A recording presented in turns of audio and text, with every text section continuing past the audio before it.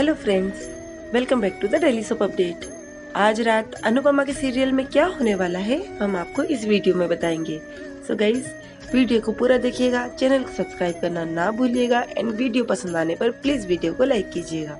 कल के एपिसोड में हम लोगों ने देखा था कि समर डांस कंपटीशन में पार्ट लेने से मना करता है तो नंदिनी उसकी बात वनराज से करवाती है, जिससे उसका मन हल्का हो जाता है और वो डांस के लिए हाँ कर देता है। उधर ही दिखाते हैं कि अनुपमा, राखी, बा सभी लोग किंजल को समझाते हैं क्योंकि वो प्रेगनेंसी की न्यूज से बहुत घबराई होती है। लेकिन फिर भी अभी डॉक्टर की रिपोर्ट नहीं आई होती है और फिर भी सभी लोग उसे समझाते हैं। तोशु का वीडियो कॉल आता है, उसे किंजल कुछ बताती नहीं है, लेकिन किंजल कुछ ऐसा एक्ट करती है जिससे कि तोशु को पता चल जाता है।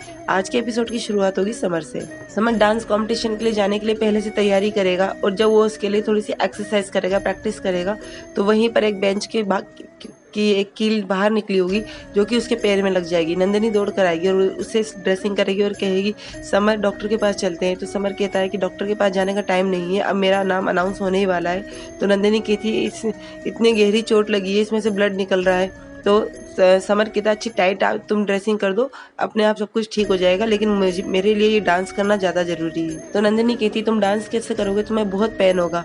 समर कहता है ये मेरी मम्मी के उस पेन से कम है जो उन्होंने अभी तक झेला है और मैं उनके चेहरे पर खुशियां देना चाहता हूँ, इसलिए मेरे लिए ये डांस करना बहुत जरूरी है, इसलिए तुम इस ड्रेसिंग को अच्छा टाइट बांध दो। और नंदिनी उसी की ड्रेसिंग करती है। उधर जैसे उसका नाम अनाउंस होता है तो समर डांस करने के लिए चला जाता है और नंदिनी भगवान से प्रेयर करती है कि भगवान समर को हिम्मत देना और उसे ही ये डांस कंपटीशन विन करवाना।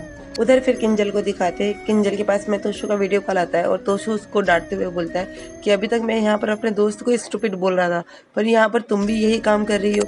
किंजल, मैंने तुमसे कहा था ना 5 साल तक हम लोग ऐसा कुछ भी नहीं सोचेंगे, तुम ये ऐसा कैसे सोच सकती हो।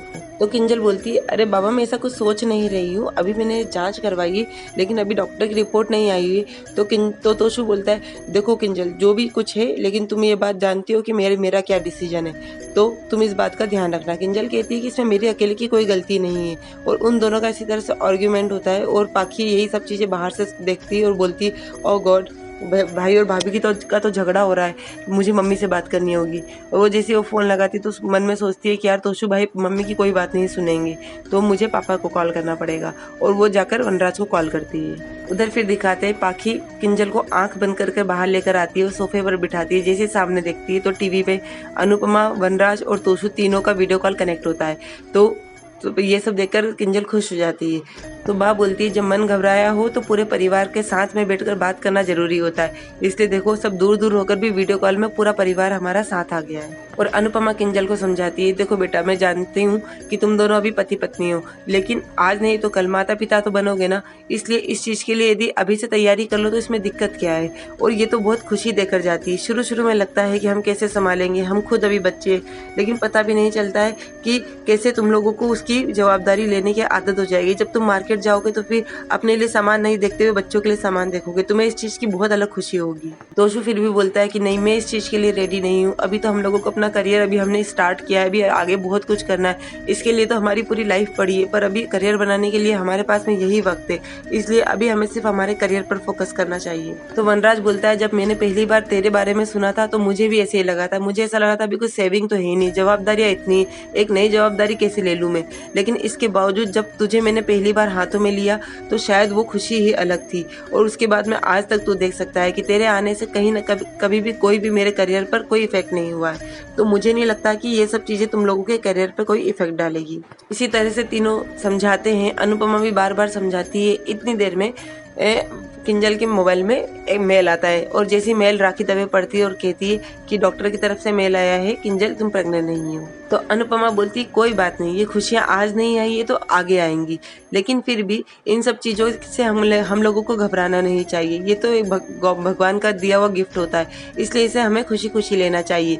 तो अभी फिलहाल में ये खुशी नहीं आई है तो इस चीज का टेंशन छोड़ दो, आगे फिर इस बारे में हम लोग बात करेंगे। और इतनी देर में पाखी के पास में नंदिनी का भी वीडियो कॉल आता है, तो वो बोलती है नंदिनी का वीडियो कॉल आ रहा है, उसे भी कनेक्ट करती हूँ, और वो नंदिनी को भी कनेक्ट करती है। जैसे नंदिनी कनेक्ट होती है तो नंदिनी का फेस थोड़ा सा उतरा हुआ होता है। सब लोग देखकर बोलते क्या हुआ नंदिनी, और अचानक वहाँ पर समर ट्रॉफी लेकर आता है। सब लोग बहुत खुश हो जाता है। तो अनुपमा कहती वाओ समर तूने ट्रॉफी जीती, ये तो बहुत बड़ी खुशी है। तो अनुपमा से समर कहता है मम्मी आपसे बढ़कर खुशी कुछ भी नहीं हो सकती है, और ये ट्रॉफी मैंने नहीं आपने जीती है। तो समर बोलता है बस अभी के अभी मैं और नंदू घर आ रहे हैं, और वनराज जी बोलता है कल सुबह मैं और अनुपमा भी घर आ जाएंगे। और तोशु बोलता है पता नहीं मेरी फ्लाइट कब तक डिले होगी, जैसे मेरी भी फ्लाइट होती है मैं भी घर आता हूँ। फिर उधर पाखी को दिखाते हैं। पाखी के क्लासमेट का कॉल आता है। वो पाखी से पूछता है तुम 3 दिनों से क्यों नहीं आ रही थी। तो पाखी बोलती है तुमने नोटिस किया। तो वो बोलता है हाँ मैंने नोटिस किया, तुम 3 दिन से नहीं आ रही थी, इसलिए मैं तुम्हारे लिए वरीड था। तुम्हारी तबीयत तो ठीक है ना, तुम कैसी हो। तो पाखी कहती है स्कूल में तो तुम सिर्फ शीना के साथ में घूमते हो, तो तुमने ये चीज़ नोटिस कैसे करी। तो वो बोलता है कि शीना मेरी बेस्ट फ्रेंड है, लेकिन तुम मेरी स्पेशल फ्रेंड हो, इसलिए तुम्हारे बारे में चिंता करना तो बनता है ना। तो ये सब बातें सुनकर पाखी बहुत खुश हो जाती है। तो वो लड़का फिर बोलता है कि मेरे मम्मी पापा आज घर से बाहर है, तो मैंने फ्रेंड्स के लिए गेट टुगेदर रखा है, तो क्या तुम भी आ सकती हो। मैं सिर्फ अपने स्पेशल फ्रेंड को इनवाइट कर रहा हूँ, इसलिए मैं चाहता हूँ कि तुम भी आओ, तुम आ सकती हो क्या। तो पाखी बोलती है नहीं मम्मी पापा घर पर नहीं है, और बा इस चीज़ के लिए राजी नहीं होंगी, और भाई भी नहीं है जो मुझे ड्रॉप करे, इसलिए मैं नहीं आ पाऊंगी। तो उसका फ्रेंड बोलता है ठीक है यदि तुम आती तो मुझे बहुत अच्छा लगता है, लेकिन मैं फिर भी तुम्हारा वेट करूंगा। ये बोलकर वो जैसे फ़ोन रखता है तो पाखी बोलती है वाओ इस मेरी क्लास का सबसे कूल लड़का मुझे मिस कर रहा है, मुझे कॉल कर रहा है और मुझे पार्टी में बुला रहा है। देखो ना मैं नहीं जा सकती, लेकिन फिर भी मैं बा से पूछ कर देखूँ, शायद बा हाँ कर दे। तो पाखी उसको लड़के को मैसेज करती है कि नॉट प्रॉमिस बट फिर भी मैं ट्राई करूंगी। और वो जैसी मैसेज वो लड़का पढ़ता है तो अपने दोस्तों को दिखाता है और कहता है कि देखो मैंने तुमसे कहा था ना, आज तक मैंने कोई बेट नहीं हारी है, सीधी सादी लड़कियों को भी फंसाना मुझे बहुत अच्छे से आता है, और ये देखो उसका मैसेज आया है, वो जरूर आएगी इस पार्टी में।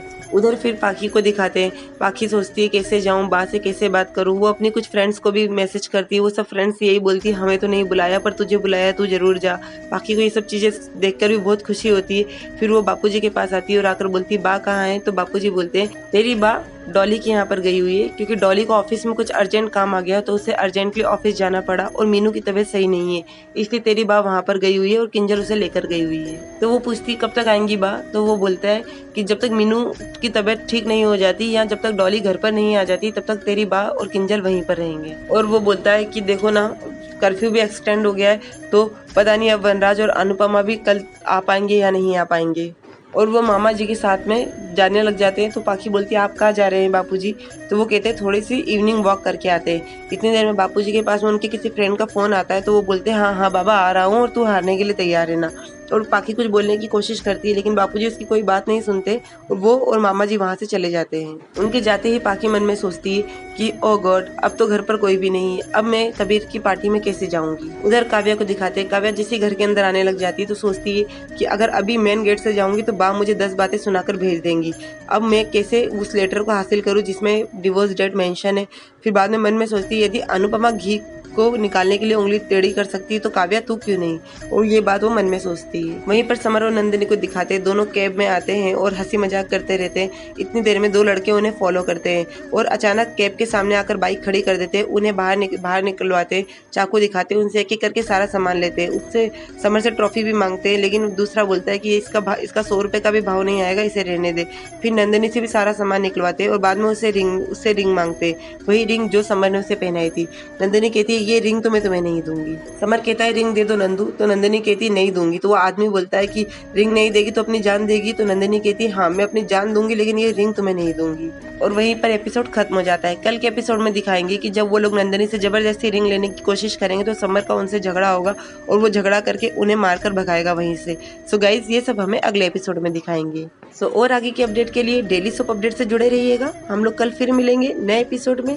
तब तक के लिए take care and bye bye.